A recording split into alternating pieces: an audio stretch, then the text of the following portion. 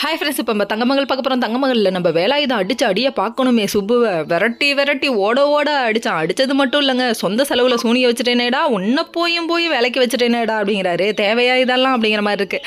அது மட்டும் இல்லைங்க, உன்னை வேலைக்கு வச்சு நான் என் வீட்லேயே நீ கை வச்சுட்டேன்னா என்னடா பண்ணுறது அப்படின்ற மாதிரி யோசிச்சாரு. ஏன்டா கட்டி கொடுக்க போகிற பொண்ணு வீட்லேயாடா போய் கையை வைப்பேன், என்னோட மொத்த பிளான்லேயே சொதப்பிட்டியாடான்னு சொல்லிட்டு சும்மா கண்ணா பின்னான்னு லெஃப்ட்டில் அடி ரைட்டில் அடின்னு சும்மா குத்துனாரு. எதுக்குப்பா இப்படிலாம் குத்துனான்னு பார்த்தா முத்துவை பழி வாங்கணுமா, அது நடக்காம போயிடுச்சே, அடப்பாவி மனுஷா அப்படின்னு சொல்லிட்டு குத்துன்னு குத்துறாரு.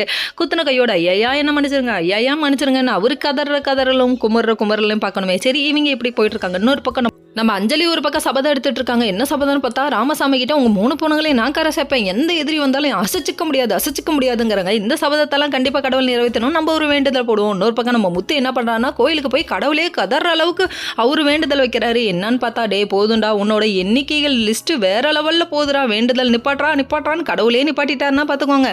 அந்த அளவுக்கு வேண்டுதல் வைக்கிறாரு. என்ன நான் கேட்டுற போறேன், அஞ்சலியில நல்லா இருக்கணும், அஞ்சலியை பார்த்துக்கணும், அஞ்சலியை கல்யாணம் பண்ணிக்கணும், அஞ்சலியை தவிர வேற அஞ்சலி வேற என்னப்பா நீ நினைக்க போற, அஞ்சலின்னு புஷ்பாஞ்சலின்னு சொல்லிட்டு சந்தியா கணக்கா இவர் தெரிய போறாருன்னு நினைக்கிறேன். தாயத்தை வாங்கிட்டு வந்து கையில கொடுக்க, இதை கட்டுனா நீ கண்டிப்பா எனக்கு லவ் பண்ணுவ அப்படின்ட்டாரு. டே எந்த காலத்துலடா இருக்க, இது எப்படி இருக்கு தெரியுமா, சூனியை வைக்க போறேன்னு சொல்லிட்டு சூனியக்கார பொம்மைக்கிட்டே சொல்ற மாதிரி இருக்கு. சரின்னு ஒரு வழியா என்ன இப்போ நான் கட்டிக்கணும், அவ்வளோதானே கட்டிக்கிறேன்டா உன் மடையா, ஆனால் கண்டிப்பாக காதல் வராதுடா மடையான்னு சொல்லிட்டாங்க. சரி இருக்கான், ஒரு நாள் பார்த்துக்கலாம் அப்படின்னு சொல்லிட்டாங்க. ஓகே ஃப்ரெண்ட்ஸ், நெக்ஸ்ட் வீடியோவில் பார்ப்போம்.